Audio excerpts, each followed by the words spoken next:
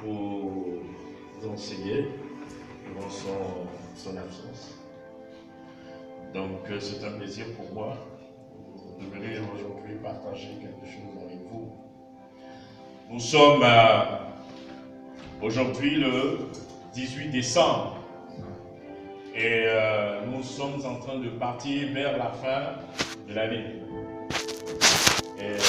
Le mois de décembre est un mois qui est parfois, de manière générale, assez difficile pour beaucoup de raisons. Soit que c'est un mois où il y a beaucoup d'événements de catastrophes, il y a beaucoup de découragement pour certains qui ont donné beaucoup, qui ont espéré en Jésus et finalement qui ne voyaient pas trop le bout du tunnel, comme on pourrait le dire. C'est un mois où aussi, quand on regarde, il y a beaucoup de catastrophes qui se passent, beaucoup d'accidents, beaucoup d'événements bizarres qui se passent. Effectivement, c'est un mois vraiment, et pourtant on pourrait se dire, mais normalement on s'approche d'une nouvelle année. On devait rentrer dans la nouvelle année avec la joie, mais parfois on commence dans la tristesse avant de rentrer dans la joie. Ça paraît paradoxal, mais c'est ainsi. Et pourtant, dans la parole de Dieu aussi, souvent, ce n'est pas la joie qui commence. C'est d'abord la tristesse, l'angoisse qui commence, qui précède la joie. Prêcher, alors je ne sais pas si c'est une prédication que le Seigneur m'a donnée ou c'est une exhortation, mais chacun trouvera son compte. Chacun trouvera son compte. C'est vrai que j'enseigne beaucoup. Je pense que le Seigneur va fortifier les uns les autres. Le christianisme n'est pas une vie d'épicerie, comme tu la menais, comme tu la vivais quand tu étais dans le monde. Je reprends. Il est différent de la vie chrétienne.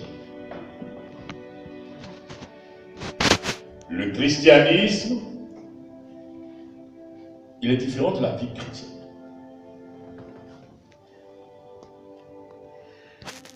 Quand vous allez chez l'épicier, vous allez dans une épicerie, qu'est-ce qu'on y trouve? Toutes sortes de marchandises qu'on peut trouver dans le supermarché. Mais, si vous voulez, l'épicerie, c'est comme un petit supermarché qui peut dépanner facilement, rapidement. Parce que dans le grand supermarché, on mettrait beaucoup plus de temps avec le monde, avec les caisses, le monde qu'il y a. Or, l'épicerie, on demandait, c'est dans nos quartiers, à nos portées, pas loin. On peut se dépanner rapidement. On peut trouver des produits aussi rapidement, comme on veut, combien. Rapide. C'est un peu plus rapide. Tu vas quand tu veux, comme tu veux, combien tu veux acheter. C'est ça un peu l'épicerie. D'accord? Il faut comprendre quelque chose. L'église n'est pas une épicerie. Au fur et à mesure, on va comprendre. Donc, j'ai expliqué l'épicerie. L'église n'est pas une épicerie. Donc, il faut comprendre que l'église n'est pas un endroit où tu viens pour prendre ce que tu veux. L'église, c'est un endroit où on vient pour apprendre des choses du royaume. C'est un endroit où on vient pour comprendre les choses du royaume. C'est un endroit où on vient acquérir la connaissance des choses du royaume, des lois du royaume. C'est un endroit où tu viens pour obtenir quelque chose de Dieu pour ta vie. Donc, il faut comprendre, tu dois apprendre des choses, tu dois comprendre des choses, tu dois maintenant, une fois que tu les as comprises, les appliquer. Parce que la parole de Dieu même dit, il ne faut pas seulement les écouter, mais il faut les mettre en pratique. D'accord? Donc, il y a écouter et à mettre en pratique. Ok? Donc, la vie chrétienne, c'est que nous faisons de manière générale. On vient, voilà, on a animé, on a chanté, on a glorifié. Il y a des événements, on fait l'évangélisation pour Dieu. On va faire un peu du social. Tout ça, ça rentre de la vie chrétienne. Mais le christianisme, c'est la vie d'éternité en toi. C'est la vie de Dieu en toi. C'est pour ça que dans le jardin, la Bible a dit, il y avait deux arbres. L'arbre de la vie, et l'arbre de la connaissance du bien et du mal. Il y avait la vie là-bas, l'arbre de la vie. Le christianisme, c'est la vie de quelqu'un en nous. La Bible dit, et nous l'avons dans le Colossiens 1, verset 27, il dit, Christ en vous, l'espérance de la gloire. Ah. Christ en vous, il n'a pas dit Jésus en toi, il dit Christ. Jésus, c'est différent de Christ. C'est la même personne, mais c'est deux aspects différents. Jésus, c'est le Dieu chair, qui est venu régler le problème du péché à la croix. Jésus, c'est Dieu venu en chair régler le problème du péché. Il a donné son sang. Il a réglé ce problème-là. Ce n'est pas Jésus qui transforme, c'est Christ qui transforme. L'amour est lié au Père. Le salut est lié à Jésus-Christ. L'onction, la puissance, tout ça, c'est lié à Christ. C'est le Saint-Esprit, Christ, Saint-Esprit, c'est le Saint-Esprit qui te transforme. Jésus, la Bible dit, il est assis à la droite du Père. Il est assis dans le lieu céleste là-bas, à la droite du Père. Sur la terre, c'est le Saint-Esprit qui travaille. Jésus est venu nous montrer le Père. Le Saint-Esprit nous révèle Jésus. C'est pour ça que Jésus dit, le Saint-Esprit ne parlera pas de lui-même, il prendra ce qui est en moi pour vous montrer. Donc il dit, Christ en vous, l'espérance de la gloire. Il n'a pas dit Jésus en vous. C'est seulement quand Christ va être en vous que vous allez voir la gloire. Mais si Christ n'est pas en toi, tu ne pourras pas voir cette gloire. Donc si tu ne te laisses pas transformer par le Saint-Esprit, tu ne pourras pas voir la gloire.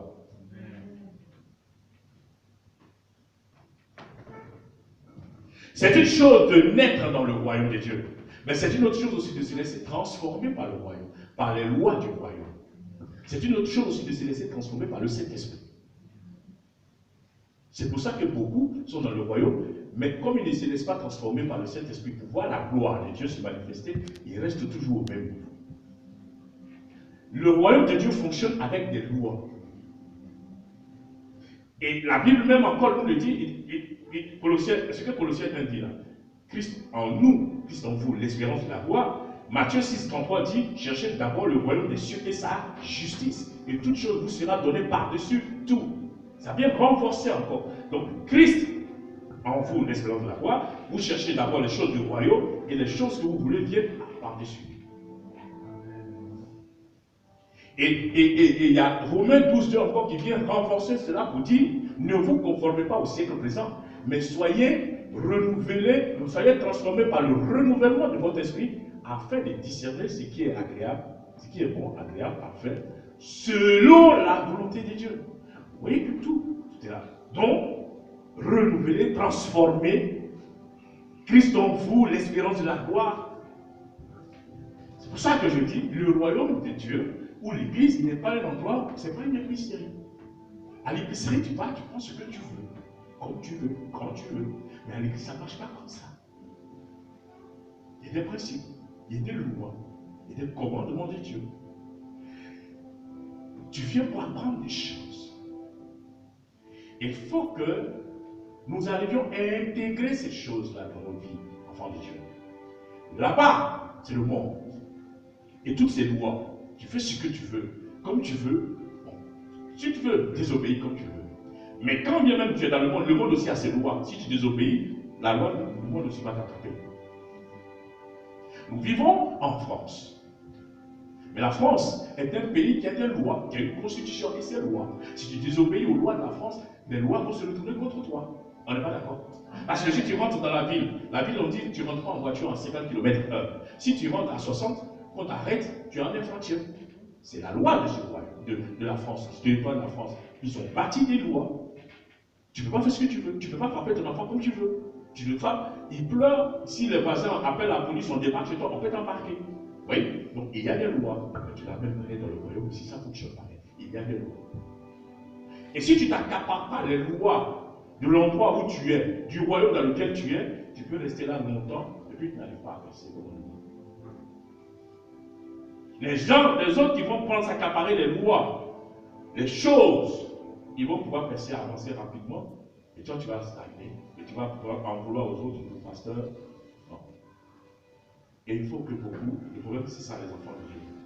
Il faut se laisser renouveler. Il dit ne te conforme pas. Il y a deux mots.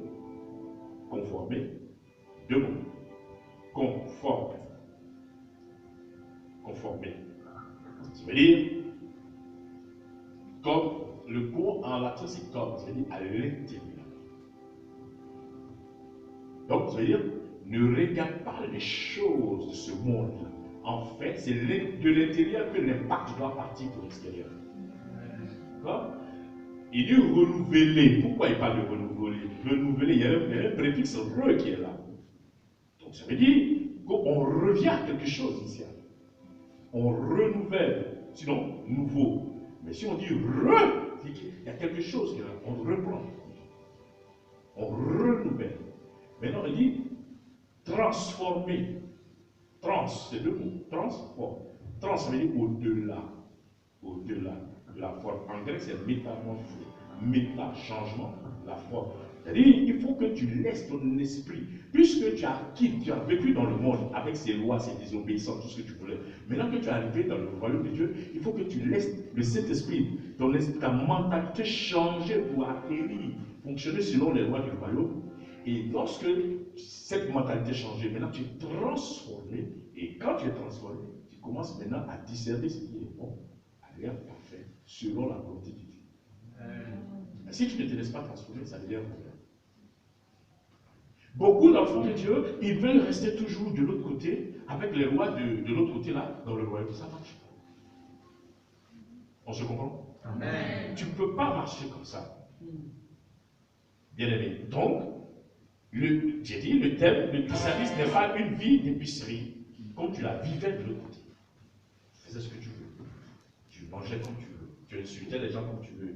Parfois même on te laissait tomber. On disait rien, on ne te parlait même pas. Mais ici, on fait dans le royaume de Dieu, tu fais n'importe quoi. Dans le royaume de Dieu, il faut comprendre que tu as une autorité. Tu es soumis à une autorité. Si là-bas, tu étais toi-même ton autorité, ici, tu es soumis à une autorité. C'est tout. Après, avant de voir l'autorité humaine. D'accord? Donc, le tout n'est pas de courir vers le succès, la réussite. Le tout n'est pas de courir vers le succès, la réussite. Mais il faut savoir se copier à ceux qui ont les clés de la réussite, du succès, ceux qui ont la connaissance pour arriver. Il faut s'accaparer, se rapprocher de celui qui peut te donner le succès et la réussite. D'abord, Dieu. Donc, il faut te rapprocher de Dieu, parce que c'est lui qui va te donner le succès et la réussite. Et ensuite, maintenant, Dieu peut te permettre d'approcher des gens qui ont la connaissance du succès, la connaissance pour t'amener au succès, pour t'amener à la réussite. D'accord? On se comprend? Amen, amen. C'est très important. Le tout n'est pas de courir. On veut le succès, nous tous. On veut la réussite, nous tous. Tout le monde le veut. On veut que nos vies changent. Mais les choses obéissent à des lois. La réussite obéit à des lois. Le succès obéit à des lois. Tout obéit à des lois. Donc, le royaume de Dieu, le succès que tu veux de la part de Dieu, là, la réussite que tu veux de la part de Dieu, là aussi, c'est tu es obligé de marcher en fonction des lois de Dieu pour avoir ça. Si tu continues à désobéir aux lois de Dieu, tu ne pourras pas avoir ce succès, ce que tu attends de Dieu. C'est pour ça qu'il dit Christ en toi, l'espérance d'avoir. Christ en toi, si Christ est en toi, maintenant tu vois l'espérance de Dieu. S'il n'est pas en toi, c'est un problème. Tu peux naître dans le royaume de Dieu et puis rester pareil jusqu'à mourir. Et sur la terre, tu n'arrives pas à percer. Sur la terre, tu n'arrives pas à avoir de succès. Sur la terre, tu n'arrives pas à avoir de réussite. Tu peux venir beau chantier pendant 40 ans et puis tu vas aller mourir en enfer. Tu peux beau jeûner 40 ans, être un fervent chrétien et puis tu vas aller en mourir en enfer. C'est la même chose. Certains chantent, mais ils n'ont aucune intimité avec Dieu. Ils n'ont aucune relation avec Dieu. D'accord? Isaïe, c'est l'église. D'accord, c'est le deuxième. Il est vieux. Maintenant, il appelle son fils aîné, il lui va me chercher du pied. Parce qu'Isaac, était un chasseur. Jacob, lui, il était resté au chaud près de sa maman, derrière. Il était gâté. Il aimait les choses. Et donc, comme son papa était vieux, il a mouru, il a fait son fils, il a dit, bon, va me chercher à manger. Viens, comme tu sais le faire, et fais-moi un bon repas, comme tu sais le faire, et moi, je vais faire ça qui peut te bénir. Parce que je ne sais pas quand je vais mourir, mais je suis Dieu, je sais que je vais mourir. Je vais lâcher la bénédiction. La maman entend ça, et elle appelle son fils. Et si vous lisez cette histoire, déjà, peut-être le chapitre précédent, vous allez comprendre qu'il est dit même que Isaac, le papa, aimait Ésaü, et la maman aimait Jacob. Déjà, il y avait un problème là-dedans. C'est qui vous parlez? Le papa aimait le premier, la maman aimait le deuxième. Il y avait un problème.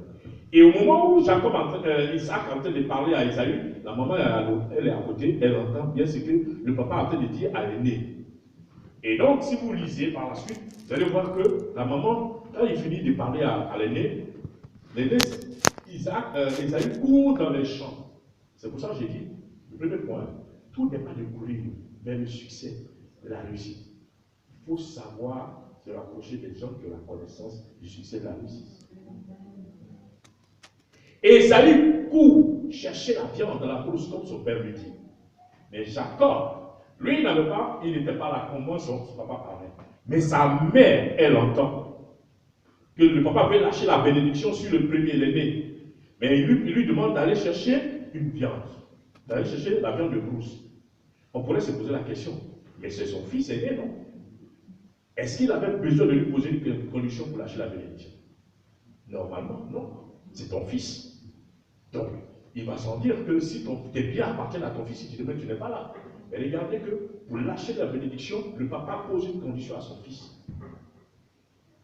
Va me chercher la viande, tu me fais un repas comme j'aime, je mange et maintenant je te lâche la bénédiction. L'homme de Dieu obéit à des lois. Et le père fait ça, et voici le fils. Donc Ésaü lui est en mousse. La maman appelle Jacob, elle lui dit viens, oh petit là, toi tu aimes rester au chaud dans mes bouches, viens ici. Ton père, voilà ce qu'il a dit à ton grand frère. Il veut lâcher la bénédiction comme il est vieux. Mais voici ce qu'il a dit. Mais va me chercher la viande là. Il y a les troupeaux là-bas. Là. Jacob était riche. Va me chercher. Je vais faire le repas que ton papa aime là. Tu vas lui donner. Il va manger. Et puis il va lâcher la bénédiction. Jacob, ce nom, ça veut dire usurpateur. Le rusé. Pour ceux qui ont lu cette histoire, c'est comme ça que Jacob a volé la bénédiction à Isaïe, son grand frère. D'accord? Il dit, la maman, elle entend. Elle s'est préparée, les femmes. Elle s'est cuisinée. Donc, elle appelle son fils pour rien là. Jacob. Elle dit, apprends-moi la viande. Ton frère allait à bourse. Le temps qu'il vienne là, j'ai déjà préparé le bon repas et toi tu vas lui donner. Et en plus, Jacob, si vous lisez Jacob, il va se rendre compte que ce n'est pas moi. Et Ésaü là, il est venu là, il est poilu. Oh, moi, j'ai la police bronzée, bien chic là. La maman dit, je saurai quoi faire. Et si vous lisez l'histoire, quand Jacob, elle a fait ce repas, elle est partie donner. Même le papa là, Isaac, était surpris que c'était rapide. Il dit, déjà tu es arrivé? Oui. Il dit, c'est toi? Jacob dit, oui, c'est moi, Ésaü. Il a menti à cause de la vérité. Mais le papa, à un moment donné, s'est interrogé. Il dit, mais la voix que j'entends là, c'est la voix de Jacob. Mais là, que je touche là, oui, la personne est venue, ça c'est Ésaü. Bon, on n'a pas fait attention. Tout n'est pas de courir vers le succès et la réussite. Il faut savoir. Jacob a su, malin qu'il était, confier ça à sa maman, qui lui a fait le repas. Il est allé manger, il donnait ça à son papa, il a mangé, et le père a lâché la bénédiction. Et quand Ésaü est arrivé pour ça, il dit, mon papa, lève-toi, j'ai envoyé le repas, on a bien mangé. Il dit, mais il y a quelqu'un qui est venu tout à l'heure là, il dit, mais c'était qui? Et Ésaü s'est dit. À la suite de cette histoire, après Jacob a fui pour aller chez la vie. Tout n'est pas de courir vers le succès. Tout n'est pas de courir vers la réussite. Il faut savoir où tu vas. Quels sont les gens qui ont la connaissance du succès et de la réussite de ta vie. Même aujourd'hui, là, dans le monde dans lequel nous vivons, tu fais des affaires, mais il faut savoir gérer une entreprise. Il faut savoir, les finances, il faut savoir gérer. Sinon, tu peux les perdre vite. C'est pour ça qu'il y a des conseillers en banque qui sont là pour conseiller comment gérer. Il y a des gens qui ont l'argent, ils ne savent pas gérer. Donc, les conseillers sont là pour ça. Il faut savoir avoir des gens qui vont te conseiller. Donc, la première personne, c'est Dieu. Tu veux le succès, tu veux la réussite, mais cherche d'abord Dieu. Et Dieu, il a mandaté sur quelqu'un qui est là, qui est son point, qui va t'enseigner aussi ta parole, qui va t'aider, il va te dire. Donc, tout n'est pas de courir vers le succès et la réussite. Il faut savoir chercher d'abord les choses. Cherche Dieu d'abord. Et donc, comme je disais, vous voyez que Jacob est parti, il s'est retrouvé dans cette situation. Mais, c'est pour ça que je dis, le bon monsieur, ce n'est pas une épicerie, tu ne viens pas prendre ce que tu veux, et puis tu pars. Donc, si tu as accepté la tromperie, il faut aussi accepter les conséquences. Si tu acceptes de jouer les trompeurs, accepte aussi les conséquences. Parce que Jacob, il a fait 2 coups à son frère. Il lui a volé le droit d'aînesse. Ok? Vous l'avez lu ça pour ceux qui l'ont lu. Il a volé le droit d'aînesse à son frère.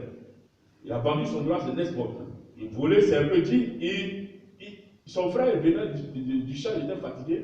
Bon, son petit frère est à la maison, il est fatigué, il a dit, votre frère, donc peut-être c'est ignoble du temps de brûler, donne-moi ton truc là, viens manger, et puis on n'en parle plus. Donc, Jacob, malin qu'il est, il dit, parce que il dit c'est le grand frère. Normalement, tu ne peux pas dépasser le grand frère comme ça.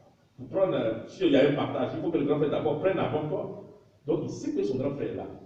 Jacob, malin qu'il est, futé qu'il est, il dit à son grand frère, avant que je te donne mon morceau de diable, vends-moi ton droit d'aînesse. Il était déjà futé et rusé. Mais même avant même leur naissance, déjà, Dieu avait dit à Rebecca que les 2 enfants, les 2 enfants qui sont dans ton ventre, parce qu'ils se battaient.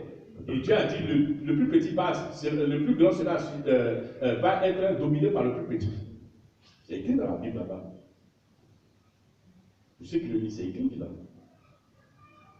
On dit qu'au moment où Esaü rentrait, Jacob a attrapé la Bible, il a attrapé son bras, il a sorti son bras, il a attrapé le pied de son frère. Déjà, le problème avait commencé. Lui, le plus petit, qui sortait en 2e position là, lui, là, quand son frère sortait, il avait déjà attrapé son bras. Son pied. Ça va vous amener à aller chercher. Tout n'est pas découvrir. Il faut chercher Dieu. Il va t'aider. Il va t'aider. Le succès que tu veux, la réussite que tu as, ce n'est pas de courir. Il y a beaucoup qui courent et puis se cassent la tête. Tout n'est pas de faire des affaires pour savoir où tu vas. Quelle affaire je fais, quand je fais, comment je fais, avec qui je fais. Le succès, la réussite, ça ne se décrète pas. Ce n'est pas ribababa et puis ça vient tout de suite. Non, non. Il y a ribababa qui joue dedans. Tu fais ton ribaba, mais il y a aussi l'intelligence qui est là. Sinon, tu vas te casser la tête. Ok? Amen. Chacun devrait retrouver dans cet enseignement. Chacun devait retrouver sa place. Bien aimé, il faut regarder, il faut remarquer quelque chose. Quand tu contribues, tu aides quelqu'un à réaliser sa vision, tu es en train de t'aider toi aussi à pouvoir réaliser ta vision à toi. Amen. Même dans la Bible, c'est écrit. Quand tu aides quelqu'un, tu aides un pasteur, un homme de Dieu, à réaliser sa vision. Toi aussi, ce que tu ne sais pas, c'est que tu es en train de t'aider toi aussi progressivement. Parce que en l'aidant de bon cœur, je dis bien de bon cœur, à réaliser sa vision, toi aussi, lui aussi, il prie pour toi, pour que Dieu t'élève, pour que Dieu te bénisse, pour que tu rentres dans ta destinée. Que ce que tu veux là aussi, c'est ça. Donc si tu vas détruire sa vision, lui aussi, son cœur ne va pas être réjoui. Ça peut se retourner contre toi. Parce que Dieu vous voit. Donc Dieu peut savoir si toi tu es honnête ou tu n'es pas honnête. Si véritablement tu le soutiens, tu l'aides à réaliser sa vision, ou tu détruis sa vision. Donc si Dieu voit, toi tu penses que le pasteur ne te voit pas, ok, lui il est détruit, il peut ne pas te voir. Mais Dieu peut lui révéler ça aussi. Supposons que Dieu ne lui révèle pas, mais Dieu te voit. Donc si toi, par tes actions, par tes faits, tu ne l'aides pas à réaliser sa vision, Dieu te voit, toi aussi va bloquer le point. Toi aussi tu vas avoir des problèmes. Ça, beaucoup d'enfants de Dieu ne comprennent pas ça. Quand tu rentres dans une assemblée, si tu reconnais l'autorité de l'homme de Dieu, tu rentres dans sa vision. Alors, aide-le. Il y a beaucoup de champs, il y a un peu de moissonneurs. Bon, si toi tu as accepté d'être moissonneur dans la moisson du monsieur, il faut l'aider à réaliser sa vision. Le peu de temps au moins que tu as à côté de lui, fais la chose de bon cœur. Ne lui mets pas les bâtons dans l'air. Si la vision ne te plaît pas, tu es libre de partir. Mais ne viens pas détruire la vision du monsieur. Parce que si tu détruis la vision du monsieur, Dieu aussi va te créer des problèmes. C'est une chose de ne pas aimer la vision de la personne, mais c'est une autre chose de détruire la vision. Ça, ce sont des petits principes. Parce que beaucoup d'enfants de Dieu ne comprennent pas. Mais si tu es dans une assemblée, que tu détruis la vision de l'homme de Dieu, mais tu es en train de dire pourquoi tu ne les vois même pas. Parce que si son cœur n'est pas réjoui, si son cœur est meurtri, si son cœur a mal, il prie contre toi, ça peut se retourner contre toi. Ça aussi, il faut faire très attention. Donc, je disais, quand tu contribues, regardez. On vient à Genèse 30. Genèse 30, verset 27 au verset 30. Regardez. Quand Jacob a fui, quand il a fauté chez son papa là-bas, il a volé la bénédiction à Esaü, son grand frère. Qu'est-ce qui s'est passé? Sa maman lui a dit, fuis, va chez ton oncle, là-bas. C'est là-bas qu'il est parti et puis il a eu femme, il a travaillé pour les deux femmes. Rachel, Léa et Rachel. Il aimait Rachel dans un premier temps. Mais il a travaillé 7 ans. Au moment où il devait prendre Rachel, il pensait que 7 ans-là, c'était fini, il allait prendre Rachel. Mais ils l'ont doublé. Comme il a doublé son frère là-bas, lui aussi Dieu lui a montré. Il a doublé son frère là-bas. Jacob, il a doublé son frère Esaü. C'est là-bas quand ça a chauffé. Esaü a dit, papa va mourir, non, on va l'enterrer. Il réglé ton problème. Vous lisez Genèse 27 là. Vous lisez, vous allez Esaü. C'est pas. Et regarde, quelqu'un prend Genèse 27, 41, Genèse 27, et puis verset 41 à 45. C'est Alex, tu là? Vas-y, lis-moi juste verset 27, 41 à 45. Ésaü conçut de la haine. Oui. Ésaü conçut de la haine contre Jacob, à cause de la bénédiction dont son père l'avait béni. Et Ésaü disait en son cœur, le jour du deuil de mon père vont approcher. Et je tuerai Jacob, mon frère. Merci. Vous voyez? Donc si vous lisez la suite, regardez. À cause du fait que Jacob a volé la bénédiction à Ésaü, et Ésaü a gardé rancune contre lui, la haine contre lui. Il dit, je vais régler ton compte. On va enterrer papa, on va finir. Mais pour nous là, pour moi là, ça ne reste pas au Congo, ça ne reste pas à Côte d'Ivoire. On va régler ça ici. Papa n'a pas fini. On va pleurer nous tous. On va finir. Maintenant, nous deux, face to face, tu vas me connaître. Et donc c'est là que sa maman lui a dit de fuir, d'aller chez son oncle Laban. Laban, c'était le frère de sa maman. Donc il a fui, il est allé là-bas. Et c'est là-bas qu'il a eu la femme. Il a eu Léa. Léa, il ne voulait pas Léa, mais on l'a doublé. Le doublé est doublé. On l'a doublé. Il a travaillé encore 7 ans et il a eu Rachel. Mais finalement, même si vous lisez, il est resté encore plus de 7 ans. Il est resté 14 ans. Il est resté 20 ans là-bas. Parce qu'il il est resté, il a eu les deux femmes, mais ensuite il est resté encore travailler quelques années pour lui-même, pour avoir les moutons, il a séparé sa technique là. Alors, il est resté finalement c'est écrit là. Donc, vous voyez, ici, dans le Genèse 30, Jacob est arrivé chez Laban. Mais si vous lisez, vous allez comprendre que Laban a reconnu que depuis que Jacob est venu dans sa maison, le travail qu'il a fait, Dieu l'a béni à cause de Jacob. Donc, ça j'ai dit, quand tu aides quelqu'un à réaliser sa destinée, toi aussi Dieu t'aide. Laban a reconnu le travail de Jacob, c'est écrit dans son livre. Et en faisant ça, Dieu aussi l'a amené à un moment donné pour que lui aussi puisse avoir sa part. C'est pour ça que Jacob a dit, bon, j'ai travaillé pour toi pendant longtemps, maintenant, et moi, quand est-ce que je vais travailler pour moi? Et là-bas, il dit, ok, d'accord. Donc, Jacob dit, bon, je vais prendre les animaux là, et puis je vais faire ça. S'il y a des tachetés, vous avez l'histoire. Il a aidé. Si vous allez, vous prenez l'histoire de Joseph, c'est pareil. Joseph a contribué à ce que Potiphar, chez qui il vivait, puisse avoir ses bénéfices. C'est écrit. C'est parce que je ne veux pas le lire à cause du temps. Parce que souvent, c'est vrai que les chrétiens, quand ils disent ça, ils ne voient pas.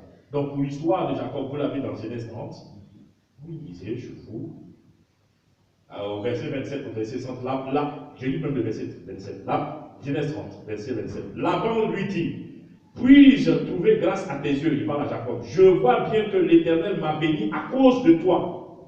Fixe-moi ton salaire et je te le rendrai. Jacob lui dit, tu sais comment je t'ai servi et ce qu'est devenu ton troupeau avec moi. Car le peu que tu avais avec moi, c'est beaucoup accru. Et l'Éternel t'a béni sur mes pas. C'est Jacob qui parle à Laban. Continue. Et par la suite, Jacob aussi a eu sa part. Maintenant, je dis l'histoire de Joseph là. Vous allez dans Genèse 39. Vous lisez le verset 1 au verset 6. Genèse 39. La Bible dit Joseph a eu des problèmes avec ses frères. Ils l'ont vendu. D'accord? Je saute une partie. Ils l'ont vendu, il se retrouve chez Potiphar. Potiphar, c'était le bras droit du roi, Pharaon. Mais si vous lisez cette histoire, vous allez voir que à un moment donné, regardez, même on va le lire, Genèse 39, verset 1. On fit descendre Joseph en Égypte, et Potiphar, officier de Pharaon, chef des gardes égyptiens, l'acheta des Ismaélites qui lui avaient fait descendre. Verset 2. L'Éternel fut avec lui qui, Joseph, et la prospérité l'accompagna. Il habita dans la maison de son maître, l'Égyptien, par le Potiphar. Son maître vit que l'Éternel était avec lui et que l'Éternel faisait prospérer entre ses mains tout ce qu'il entreprenait. Joseph trouva grâce aux yeux de son maître qui l'employa à son service, l'établit sur sa maison et lui confia tout ce qu'il possédait. Dès que Potiphar lui établit sur sa maison et sur tout ce qu'il possédait, l'Éternel bénit la maison de l'Égyptien à cause de Joseph. Et la bénédiction de l'Éternel fut sur lui, sur tout ce qui lui appartenait, soit à la maison, soit au champ. Il abandonna aux mains de Joseph tout ce qui lui appartenait. Ainsi de suite. Regardez. Joseph, il a contribué, vous l'avez vu, la prospérité, la grâce était sur lui. Et puis qu'il est rentré dans la maison de Potiphar. Donc, il gérait tellement bien les affaires, Potiphar lui a tout donné. Lui, tout ce qu'il voulait, il venait manger ça.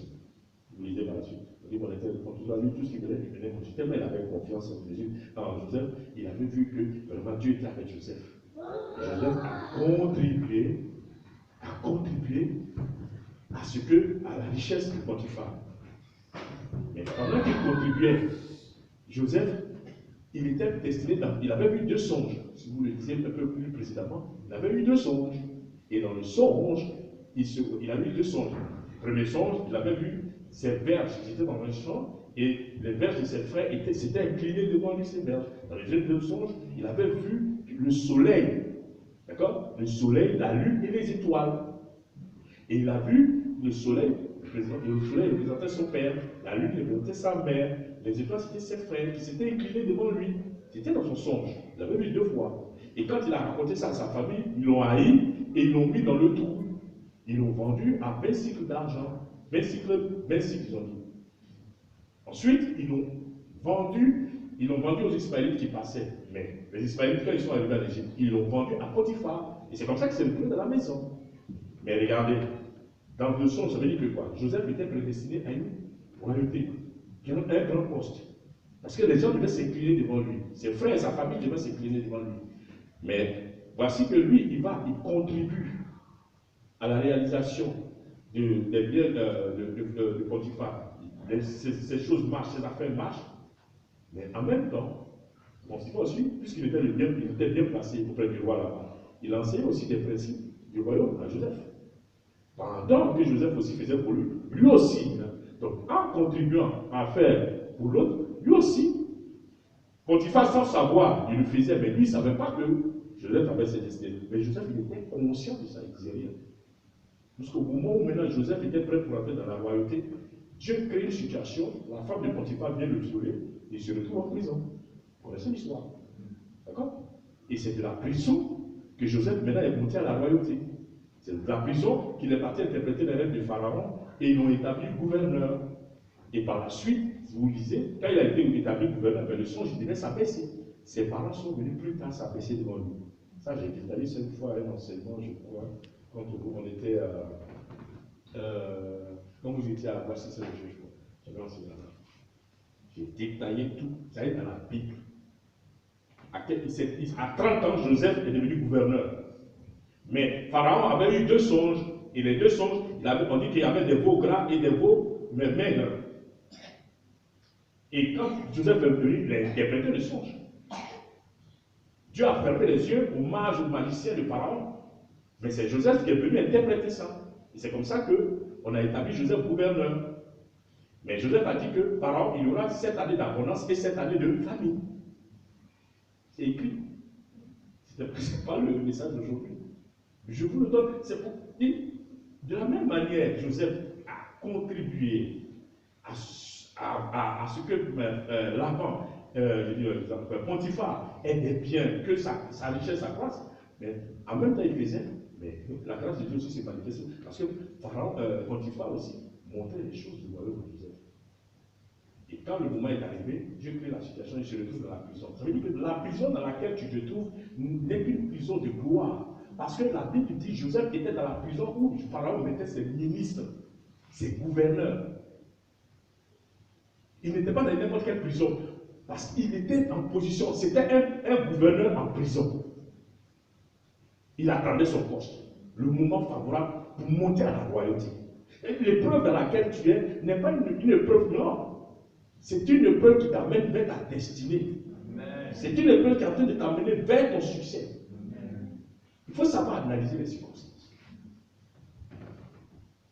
C'est pour ça que j'ai dit, la vie et le christianisme, ce n'est pas une vie d'épicerie. Tu ne peux pas prendre ce qui est bon seulement. Tu ne peux pas prendre ce qui est bon. Tu dois prendre tout. Regardez.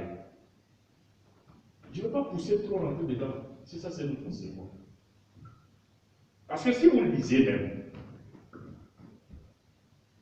vous lisez, Joseph avait 17 ans quand ses problèmes ont commencé. C'est à l'âge de 30 ans qu'il a été gouverneur. C'est écrit dans la Bible. Il dit, l'enseignement, j'ai détaillé tout. C'est écrit. Il faut lire seulement pour moi. Comme ce n'est pas l'enseignement, je résume juste pour vous donner. Il avait 17 ans. Il y a 30 ans, il était gouverneur.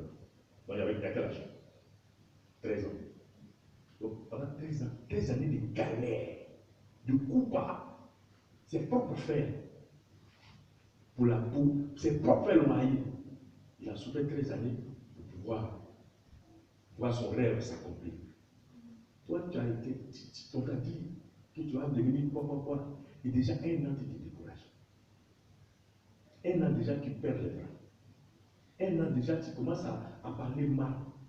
Le rêve que tu as vu, la prophétie qu'on t'a donnée, 20 cycles d'argent. 20 cycles d'argent. Mais Joseph, quand il a interprété le songe de Pharaon, il a dit qu'il y aura 7 années d'abondance et 7 années de famine. Il a dit à Pharaon, pendant les 7 années d'abondance, ils n'ont qu'à faire de la réserve, des stocks, de la nourriture. Comme ça, quand les 7 années d'abondance vont passer, lorsque les 7 années de famine vont venir, ils pourront manger le stock qui est là. Si vous faites 13 plus 7, ça fait combien? 20. Ils l'ont vendu à combien ici? 26. Les 26 représentaient les 20 années que le rêve avait fait. Parce que c'est après les 7 années d'abondance, quand ils sont rentrés dans la famine, les parents, Jacob, ça chauffait là-bas, il avait la famine. Et Jacob a envoyé ses frères pour aller en Égypte chercher à manger. Et quand ils sont arrivés, ils se sont inclinés devant Joseph. C'est que le songe que Joseph avait vu 2 fois là, ils se sont inclinés, ça est dans la Bible. Moi j'ai détaillé ça propre. Ils se sont inclinés. 20 ans. Autrement dit, la haine, ce n'est pas l'amour du papa. Parce que la Bible dit, Jacob aimait Joseph. Il lui avait donné une tunique. C'était le seul enfant parmi ces 12 là qui a donné la tunique. Ce sont les 12 enfants qui ont plus tard formé ce qu'on appelle Israël. Les 12 tribus d'Israël. Ok? Tellement il aimait son fils, il lui a donné une tunique. C'était le seul enfant. Mais Jésus aussi avait une tunique. L'histoire de Joseph, là, quand tu compares, tu fais l'analogie, tu dis non, c'est pas possible. Tu retrouves Jésus. Mais il fait ça. Mais il y avait 20 années. Le rêve, il a gardé son rêve, malgré les combats, les difficultés, les épreuves, jusqu'à se retrouver en prison à cause d'une femme. Il dit non! La femme voulait le violer. Elle a une alliance avec le monsieur, elle est mariée. C'est une alliance. Elle voulait l'obliger à faire l'adultère. Elle a dit non. Dans la loi de Dieu, on ne fait pas ça. Il dit, mon patron, il m'a tout donné. Mais toi seulement, je n'ai pas l'autorité. Je ne peux même pas te toucher. Je n'ai même pas le droit de voir ta vie. La femme a tellement ça chauffait sur elle. Je ne sais pas qu'elle mangeait, la mangeait. Mais elle voulait. C'était chaud. Ah! Joseph il dit, si c'est ça là, je vais courir même nuit. Je vais courir nuit, mais tu ne vas pas bloquer à cause de ta chaleur là. Tu ne vas pas bloquer la réalisation de ma destinée. Chaleur là, ça va rester sur toi. Moi aussi, je vais aller là-bas. Ah! Non. Elle est partie. Comme elle est vexée, elle est blessée, elle est allée raconter ses colonies. Quand une femme est blessée, c'est chaud. Elle est partie dire ça à son mari là-bas. Le mari n'a même pas cherché à comprendre. Et on a mis Joseph en prison. Oh, mais tout ça, ça faisait partie du processus pour la vie. Autrement dit, c'est la haine de ses frères qui l'ont mené vers la royauté. Ce n'est pas l'amour de son père. La haine de ses frères l'ont obligé à le pousser à sortir de la famille, la mener vers sa royauté. Parce que si c'était l'amour de son père, la haine, c'est toujours là-bas. Il fallait la haine pour le bouger, pour qu'il aille dans un autre pays, un immigré. Et je prophétise que même si vous êtes immigré, vous soyez haut placé dans cette nation. Amen.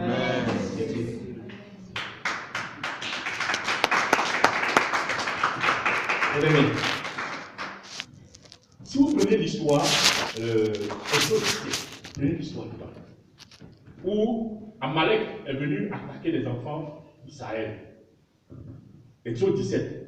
Ils se sont retrouvés dans une situation où Amalek est venu. Et c'était Moïse qui conduisait le peuple.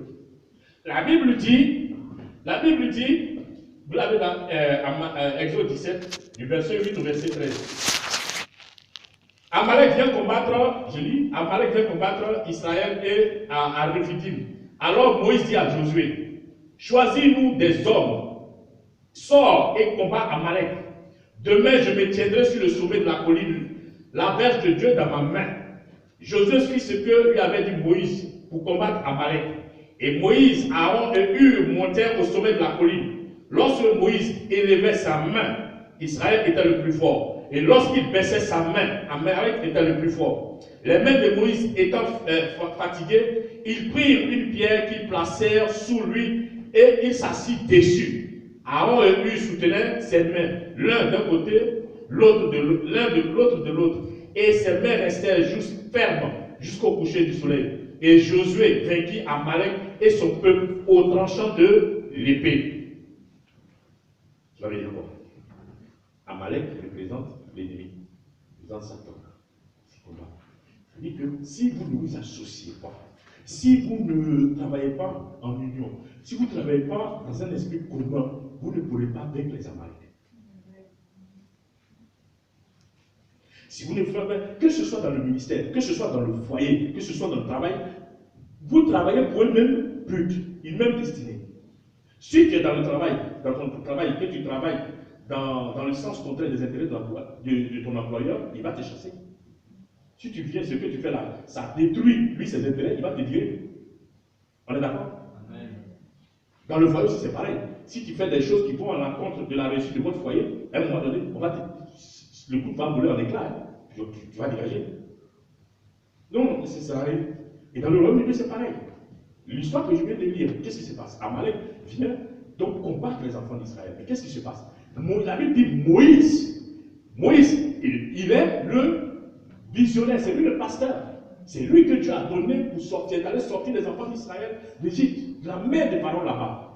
Mais ça veut dire quoi? Il sort de la mer et il sort Moïse il sort les enfants d'Israël de l'autre côté d'Égypte, mais dans le processus, il y a toujours encore des adversaires, les Amaleks à combattre. Donc, au fur et à mesure que vous cherchez à progresser, vous allez rencontrer des Amaleks sur vos chemins. Ne pensez pas que c'est fini. Non, tout ça contribue à votre élévation. En fait, au fur et à mesure que vous allez vaincre les Amaleks, vous allez être fort, vous allez vous renforcer. Et donc, Amalek se retrouve là. Mais la Bible dit, Moïse lève les mains. Il va sur la colline, qu'est-ce qu'il fait? Il lève les mains. La Bible dit, quand il lève les mains, en bas là-bas, là, ils sont vainqueurs. Regardez.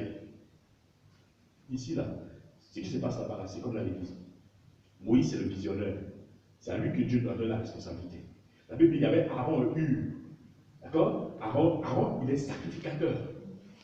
Il y avait Hur. La Bible dit, à un moment, ils ont vu que quand Moïse baisse les mains, ça chauffe, on tape les gens là-bas. Mais qui était dans la vallée? Josué. Il dit Josué et ses hommes forts. Moïse a dit à Josué, il y a Amalek qui est là-bas. Toi, tu prends tes hommes forts et vous descendez dans la vallée, vous allez combattre.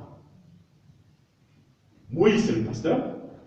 Josué et ses hommes forts là représentent les évangélistes, les chefs des départements, ceux qui vont aller dans la vallée du désespoir, dans la vallée de l'angoisse, dans la vallée de la perdition, ceux qui sont perdus, égarés, il faut aller évangéliser, il faut aller les gagner. Les combattants, les hommes que Dieu bénit, qui sont de l'autre côté. Aaron et Hur représentent les intercesseurs. Aaron représente les sacrificateurs. Donc, on peut le considérer comme les intercesseurs. Hur, les gens que Dieu bénit financièrement dans l'église. La Bible dit les deux tenaient Moïse d'un côté. Aaron et Hur, ils tenaient Moïse. Parce qu'à un moment, qu'est-ce qu'il lève la main? Quand il lève la main, Josué dans le combat là-bas, il intercède, il est sur la montagne, il est en train de prier. Donc, la prière que Moïse lève là-bas se transforme en une puissance pour Josué là-bas, et il combat les démons là-bas, ça frappe, ça les colle. Mais quand Moïse, comme il est vieux, quand il baisse les bras, les démons là-bas, là, chicotent les Josué. C'est comme ça que Aaron et Hur, à un moment donné, ils ont dit, ça fait longtemps avec le pasteur, on va prouver à notre pasteur aussi qu'on le soutient, on a des capacités, on voit des choses. Et donc, ils mettent la stratégie, ils disent non, les gars, ils disent non, Aaron il dit, il dit non, et on va prendre un caillou, on va mettre ça, Moïse va s'asseoir, comme ça, on tient ses bras là, et puis, comme il est vieux, il s'assoit sur le caillou, et puis il tient ses bras comme ça il va venir. C'est ce que nous avons lu là. On dit qu'ils ont pris le rocher, ils ont mis le rocher représente qui? Christ. Amen. D'accord? Donc, ils tiennent son bras comme ça, et pendant que Moïse intercède, en bas là-bas, là, la victoire, dans la vallée là, ils combattent Amalek là-bas. Donc, le pasteur est là. Il a besoin des gens, des intercesseurs, il a besoin aussi des gens que Dieu bénit financièrement, il a besoin aussi des gens aussi qui sont dans l'évangélisation. Et puis que vous vous appuyez tous sur Christ et vous allez avançant. Pour que vous puissiez gagner des victoires. Mais si vous ne faites pas ça, vous ne pouvez pas. Et c'est aussi valable dans le foyer. Si l'homme et la femme ne se soutiennent pas, ils ne peuvent pas. S'ils ont encore des enfants rebelles qui se retournent contre la race, etc., il faut au moins que le couple se soutienne. Vous voyez? Et même si vous prenez la pyramide, regardez la pyramide, c'est comme un triangle, avec des pieds. Le sommet c'est Moïse, le côté Aaron, la base c'est Josué et ses hommes forts. Le pied c'est Christ, sur lequel le triangle se pose. On s'appuie. Donc, en aidant, mais regardez, les gens qui se plaignent souvent dans les églises, ah, c'est seulement, c'est lui là, on le voit trop à côté du pasteur. Vous voyez, dans le combat là, qui est à côté de Moïse? Aaron, et puis Hur. Mais lorsque il s'agit de faire entrer les gens à Canaan, qui on a pris? Josué. C'est lui qui était où? Dans la vallée. Donc, ce n'est pas celui qui est à côté du pasteur forcément que Dieu voit. Pendant que tu es dans l'épreuve, tu es sur le terrain en train d'évangéliser, Dieu te voit. Dieu cherche les gens qui sont disposés. Josué était dans la vallée en train de combattre fort. Il n'était pas en train de à côté du pasteur en costume, en chaîne. Donc il y en a certains qui disent, on le voit seulement à côté du pasteur. Non. Il ne faut pas te fier à ça. Le petit travail que tu es en train de faire à Dieu, tu vois dans ton frère. Il peut te prendre pour te positionner. Josué était dans la vallée, en train de prendre des coups avec l'ennemi là-bas. Il combattait fort, il évangélisait sous le soleil, on se moquait de lui. Mais les Aaron là, les Hur qui étaient là, oui, c'était des vieux gars, ils étaient là. Mais là, il ne peut pas tenir la route. Aaron, on lui a donné, Moïse est parti sur la montagne, 40 jours, voir Jésus, voir Dieu. Quand il est venu, il a confié le peuple à qui? Aaron. Quand il est venu, qu'est-ce qui s'est passé? Ah, il est parti faire vos d'or. C'est pas parce que tu as connu du pasteur que tu es le plus. Il y a des gens qui sont pas de. Laisse-les comme ça. Toi, gère pour toi. On lui a confié 40 jours seulement, il a mis le peuple dans la perdition. Ils ont fait vos d'or. Ils étaient en train de danser. Zéguéry avait déjà coupé le peuple. Mais quoi ça? Dombolo. Moïse est venu le trouver. Toi, tu es à côté de moi. Je m'en vais. Je te donne le peuple 40 jours. Tu t'en vas dans ce dombolo. Tu fais statue d'or, veau d'or. Non, c'est pas celui qui a connu le pasteur seulement pour moi. Toi, tu fais du travail. Même tu nettoies l'église, la serviette passe là. Dieu te voit.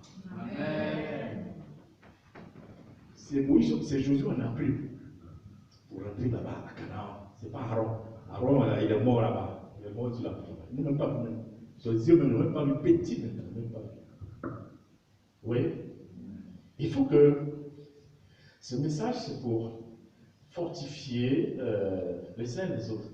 C'est pour ça que je dis, je ne sais pas si c'est une prédication, si c'est un enseignement, c'est une exhortation, mais c'est un peu de tout que nous m'a mis à cœur. Le dimanche prochain aussi, je vous donnerai aussi un autre message aussi qui m'a pour aller dans ce même élan. Mais nous sommes dans l'année 2016, nous sommes en train de finir l'année, il y a beaucoup de choses qui parlent. Beaucoup d'enfants de Dieu se découragent, hésitent, l'ennemi commence à faire des mauvaises pensées dans les esprits. Et donc il faut regarder ça. Il faut regarder ça. Bien aimé, pourquoi vouloir être comme les autres? Pourquoi vouloir convoiter ce qui ne t'appartient pas? J'ai enseigné ça il n'y a pas longtemps à mes fils spirituels. Si vous arrivez dans Genèse 3, la Bible dit, à un moment donné, quand le serpent vient discuter avec Ève, qu'est-ce qu'il fait? Il dit, Dieu a-t-il réellement dit?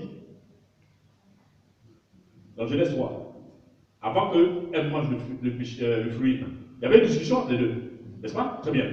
Le serpent dit, Ève dit, mais Dieu a dit qu'on ne mangera pas le fruit. Le serpent dit, Dieu a-t-il réellement dit? Premier point. En disant réellement dit, il a créé le doute dans l'esprit de la femme. Elle n'avait pas encore bien percuté. Et puis, quand vous lisez un peu plus loin, le serpent dit, Dieu même sait que si vous mangez là, vous verrez comme lui. Et quand j'ai dit ça là, les gens ont pensé que c'est faux. Quand j'ai dit ça là, prends Genèse 3. Prenez Genèse 3. Ceci, j'ai dit ça, les gens m'ont dit, ne voyez pas. Genèse 3, verset 1 à 5. Le serpent était le plus rusé de tous les animaux des champs. Et l'Éternel Dieu avait fait. Que l'Éternel Dieu avait fait. Il dit à la femme, Dieu a-t-il réellement dit? On est d'accord? Peut-être pour certaines versions, c'est un peu changé, mais la version du dit, Dieu a-t-il réellement dit? Vous ne mangerez pas de tous les arbres du jardin? La femme répondit au serpent, nous mangerons du fruit des arbres du jardin, mais quant au fruit de l'arbre qui est au milieu du jardin, Dieu a dit, vous n'en mangerez point, et puis vous n'y toucherez point, de peur que vous ne mouriez. Alors le serpent dit à la femme, vous ne mourrez point, mais Dieu sait que le jour où vous en mangerez, vos yeux s'ouvriront, et vous serez comme des dieux, connaissant le bien et le mal. La femme vit que l'arbre était bon à manger et agréable à la vue, et il était précieux. Donc, vous voyez, il dit, Dieu sait que si vous mangez, vos yeux s'ouvriront et vous serez comme Dieu. Il a ici le doute, réellement dit, et vous serez comme des dieux. J'ai dit bien, ce point-là, pourquoi tu veux être comme les autres? À vouloir être comme les autres, tu peux t'attirer des problèmes. La femme, l'ennemi a réussi, le serpent rusé. Pourtant, ils étaient ensemble dans le jardin là, avant que l'ennemi le. En fait, elle a l'habitude peut te créer des problèmes. Pourquoi? Parce qu'elle avait l'habitude de voir le serpent dans le jardin. Ils causaient ensemble, ils étaient là depuis dans le jardin. Mais au moment où l'ennemi est venu mettre son plan en marche, elle n'a pas percuté parce qu'elle était habituée à le voir, à discuter avec lui. Les mauvaises habitudes, à un moment donné, quand ça devient dangereux, tu ne vois même pas, ça peut te faire. Elle n'a pas percuté au moment où l'ennemi avait ses pensées mauvaises, puisqu'elle avait l'habitude de discuter avec lui. Maintenant, lui, au moment où il a eu ses pensées mauvaises, elle a dit, Dieu a-t-il réellement dit? Ensuite, il va dire, Dieu même sait si vous mangez là, vous allez être comme lui. Le comme là. La Bible dit, elle a regardé ses yeux, et puis ses yeux, elle dit, Elle a vu que le fruit était bon. Il a dit, comme. Donc, vous serez comme Dieu. Tu veux être comme l'autre. Tu veux être comme ceci. Tu veux comme elle. Et dans le comme, a fait que comme elle veut boire, il est parti manger. Mais derrière le fruit bon qui est là, il y avait la mort. Derrière le bon que tu vois là, il y a la mort que tu ne vois pas qui est derrière. Elle n'avait pas vu, elle a mangé. La Bible dit, et puis la Bible dit, elle vit que le fruit était bon. Est-ce que normalement quelque chose qui est bon, ça fait plaisir en quoi? Ça fait quoi? À quel moment tu peux dire que quelque chose est bon? C'est quand tu as goûté. Pourquoi on dit qu'elle vit que le fruit était bon? Normalement, si c'était avec les yeux, on pourrait dire le fruit avait l'air bon en français. Mais si tu dis c'est bon, ça veut dire que tu as déjà goûté. Oh, elle n'avait jamais goûté, la convoitise. Tous ces éléments-là, donc elle veut être comme. Elle veut être comme. Tu veux être comme qui? Reste comme tu es. Cherche Dieu. Tu veux à vouloir être comme les autres, tu t'attires des problèmes. Elle s'est attirée des problèmes. Et voilà, le péché, elle a mangé le fruit, elle n'avait pas vu que la mort était derrière. Voilà, ça nous envoie des problèmes. Pourquoi tu veux être comme les autres? Pourquoi tu te presses? Pourquoi? Cherche Dieu. Tu ne sais pas ce que l'autre fait. Pourquoi tu veux faussement? La convoitise, c'est très dangereux. C'est pour ça que Dieu l'a mis dans les 10 commandements. Dit, tu ne convoiteras pas. 10e commandement, tu ne convoiteras pas. C'est dangereux la convoitise. À vouloir être comme les autres. Ah, comme je vois ma copine, elle est bien habillée, elle porte les sacs, Louis Vuitton, elle porte les chaussures, c'est pas ton problème. C'est pas ton problème. Tu vas t'attirer des problèmes à vouloir être comme elle. Reste, cherche Dieu. Ce qu'il a dit pour toi, reste dessus. Continue. Tu veux court-circuiter le parcours. Vous n'avez pas le même parcours. Tu ne sais pas comment elle a fait. Tu veux court-circuiter ton parcours, tu vas t'attirer des problèmes.